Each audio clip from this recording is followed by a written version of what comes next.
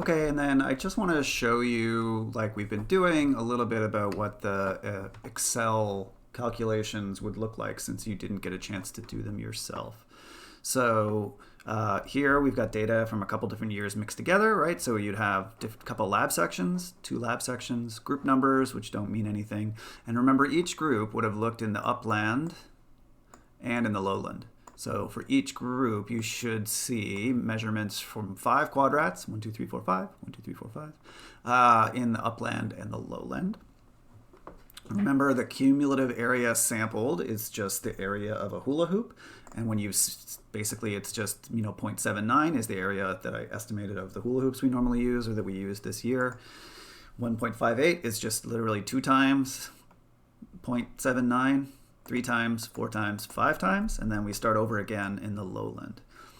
And then each group using, so if you watch the video, right, you would have measured alpha diversity in each of these quadrats. So this group found 4 species in the first one, 4 in the second one, 3, 4, and so on. Their cumulative richness, they would have had to calculate out in the field. So we have to take their word for it. But you can see, if we compare alpha to cumulative, it looks like they found 1 new species among these 4. They didn't find any new species until they got to their last quadrant, where they found a total of 6 new species. So whatever the biggest number of cumulative richness is, that becomes their estimate of gamma diversity. The beta diversity then is simply just, if we look at the calculation this group did, it's simply just their gamma estimate divided by each alpha. So for here, it's 6 divided by 4, which you can see gives you 1.5. Here, it's 6 divided by 5, which gives 1.2, and so on. So you can take a look at how they did that. As soon as we get into the lowland ones, they've switched now, where they're now using this one. Hopefully that makes sense why you would do that. So each group should have used whatever their estimate was to get a number of estimates of beta diversity. So that's the different calculations. There's a few things I wanted to show you in here. So you can see that comments are relatively rare. That's usually how it goes, because you don't always expect weird things. But you can see that this group actually had 1 quadrat where there were no species. And so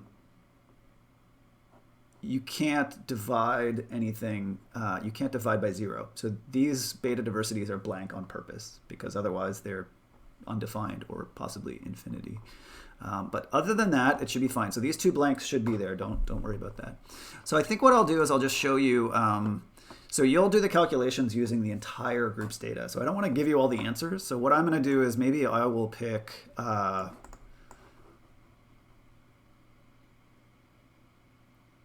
I'll pick 2, 3 groups worth of data, and I'll just show you how you would do the calculations, right? So you're going to use all of the data. I am purposely not using all the data so that I'm not just giving you the answers. So I am going to insert a pivot table, which includes just those ones that I talked about, right? The first question asks you to make bar graphs with standard deviations for alpha and beta. So for each forest type. So what we can do is we can put forest type in the rows. We get lowland and upland. Let me make this a little bigger for you. And then we can do alpha diversity. So remember, it does the sum. We need to change this to average. There we go, average of alpha diversity. We need to do the same thing for beta diversity. Easy, should be old news for you guys. Change it to average. And gamma diversity. Remember, these are not the answers that you should be getting. I'm only doing 3 groups where you should do all the groups. So I'm only doing a subset of the data just to give you an example. Change the count. I don't know why gamma was a count. So there we go. We can copy and paste this now. Usually the best thing to do in my experience is to not make a graph from the pivot table. So I'm going to copy this table down here. So there we go. For the lowland and the upland, we have the averages we need. And now what I would suggest is you just change these to standard deviations. You come down to the field value settings. Whoops. Remember, this might be slightly different if you have a Macintosh or if you have a different version of Excel from me, but we just change the average to standard deviation. So you can see now we have the standard deviation of alpha. We can do it here. Standard deviation, do it here.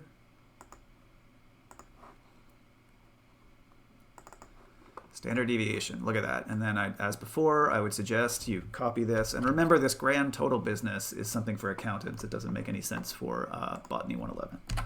So there we go. I've got a table of averages calculated using pivot tables and a table of standard deviations. So it should be possible to just do something like this and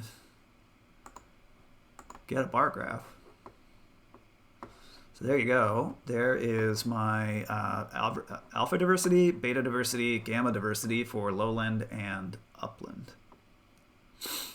And I think this is a pretty good way to do it, right? Because what we want to do is we want to compare the lowland to the upland. So this is not formatted correctly. You should by now know how to fix the formatting of this so Noel doesn't take off any points. I'm not going to do that for you, but I am going to show you how to add the standard deviations. So let's move this down so I can see my standard deviations. All right, so now to add the standard deviations to my alpha diversity, we're going to go to Design, Add Chart Element. We need to add error bars. We're going to ignore all the tricks that Microsoft threw in our way, and we're going to go to More Options. That's going to open up this little side thing. We want them on both sides. We want a cap. And then we're going to ignore all of these tricks that Microsoft put in your way, and we're going to go to Custom. And you want to specify the values that you calculated. So that's easy. The positive values are going to be, let's see, it looks like we're doing the lowland, so we need to go across. And then you have to enter it twice because Microsoft likes to make your life difficult. And for some reason, it's not showing up on my computer, but it seems to have actually worked. So there you go. You can tell, remember, if you've done this wrong, because if you pick one of these options, so if I pick this option, they're all the same size and they're sort of floating, not centered on the means. That's clearly wrong, right? All of these things do something. They're all the same size if I picked fixed value, right? So if we go back, Control Z, see, they're all centered on the mean and they're different sizes. That's how I know I've done it right. We'll add the next one, add chart element, add error bars, ignore all the tricks, go to Options, ignore all the tricks, go to Custom, and then specify the values that you calculated. You have to specify it twice, exactly the same. I don't know why. Most programs don't make you specify it twice. And there we go. Again, I can tell it that I've done it right because they're centered on the means and they are different for each size. So there you go. Remember, in this class now, we want to look whether or not the standard deviation is overlapping with the mean. So if you take a look at these, right, if this were our data, and remember, I haven't done all of the data for the class. I only did 3 groups worth of data, so these are not the answers you should expect. But if we take a look at this, these ones we can't conclude are different, but actually these ones, according to the calculations I just did, actually are different. So there's a different alpha diversity in the lowland from the upland, and there's a different gamma diversity from the lowland to the upland. And we could tell that because these error bars are not overlapping the means. Remember, that's the rule we're using for Botany 111. It's not a strict rule. You'll learn more sophisticated tools as you do higher level classes, but for Botany 111, I just want you to think about what standard deviations mean. Okay, so the bar graph is really old hat stuff. Adding the standard deviations should be something you know how to do now. The next 2 questions ask you to just describe what you see in the graphs and make some hypotheses. So for the next 3 questions, not surprisingly, you have 3 things in the graph. You're going to have 3 things to talk about. The next thing you want to do is we're going to make the species area curve, and you have to do that in log space. So if we take a look at the class data, I am only going to do an example of the first 3 groups data, like I said. So I'm going to just put a little barrier here. So you're going to use the whole class data. So don't do what I'm doing right now. This is just so that I can give you an example without giving you all of the answers. So the first 3 groups are 4, 5, and 8 for some reason.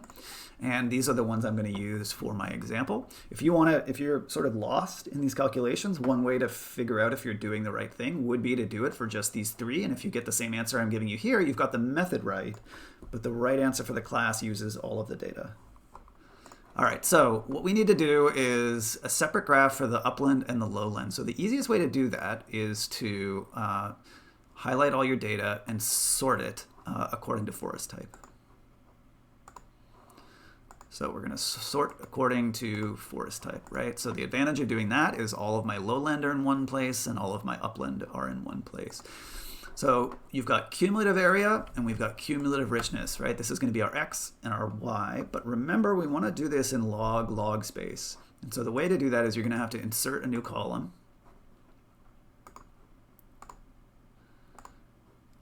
And just take the log, so equals. And I would do the natural log, so ln.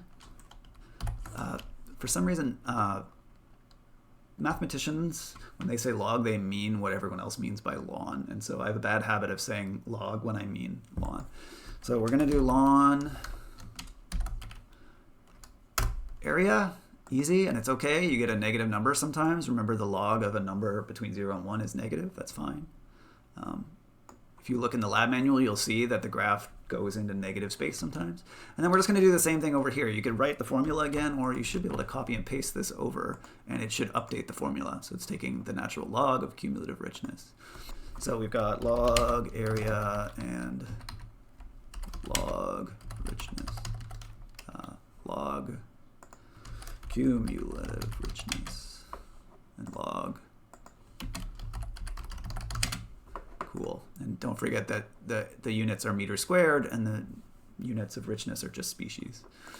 So there's a couple ways that you could add the graph. If you highlight these two, what Excel is going to do is it's going to guess that the one on the left is your x and the one on the right is your y.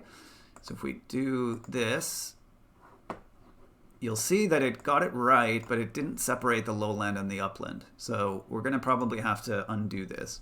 One way to undo this would be to go to select data, and then you'd have to change this, right, to include 2. So we're not going to do that. Why did Excel go to the bottom? So that's probably not what we want to do. I'm gonna undo that because we want to do something more sophisticated. Another thing that Excel might do that some of you might see is if I just have my cursor somewhere in here and I go, cool, let's make a scatter plot, Excel does something horrifyingly insane that I literally don't know what this even is. So if you get something like this, that's wrong. Delete it. In my experience, when you're making scatter plots in Excel, the best thing to do is put your cursor as far away from your data as possible so Excel doesn't try to guess something wrong. Insert a chart. All right, so now we have our nice clean graph that Excel hasn't tried to guess what we want and guessed wrong by either not separating the lowland and the upland or by making a whole bunch of colorful nonsense. I'm going to move this off to the side so that I can see. A useful trick might be to add a line between your between your lowland and your upland, just because when we're selecting data, it can be hard sometimes to see all the way across. So I'm going to right-click on this. Remember, if you have Macintosh or a different version of Excel, you might get a slightly different menu, but it's probably going to be roughly like this. We're going to select data. We're going to add 2 data series. So the first one, I'm going to start with lowland because that's at the top for me. X values are going to be the log of cumulative area. And that's why having this line here was useful. And then the log of cumulative richness. I just go down to the line. And for some reason that got really wide. There we go. You should see something like this. It looks like a straight line, but it's got this log spacing, which is what we expect. And it's got some in the negative. That's totally fine. So that's our lowland. We're going to add a second one for the upland. Just name it so that we have a nice looking legend. And then again, having this line here is useful. So we add the log of cumulative area and the log of species, cumulative species richness.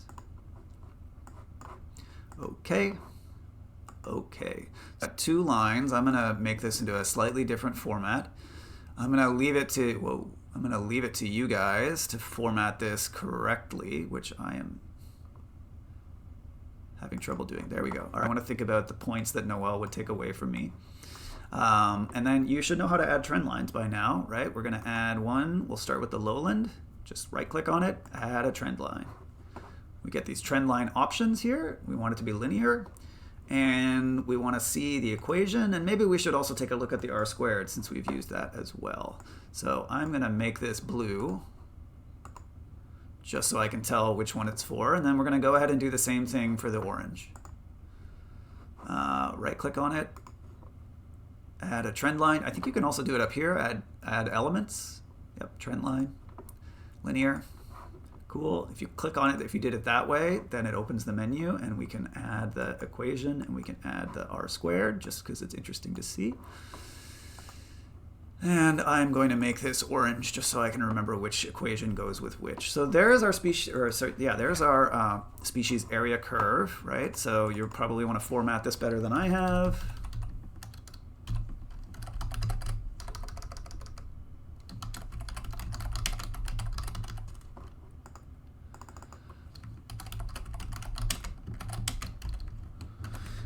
It's the cumulative area in meters squared.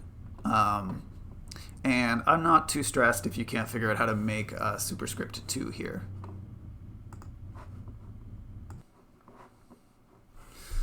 And so now we've got the graphs here, and you can use the equations. Let's make these bigger so you can see them.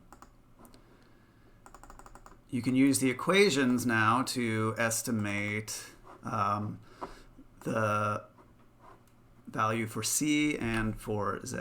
And don't forget that C is in log, but Z is normal. So in this case,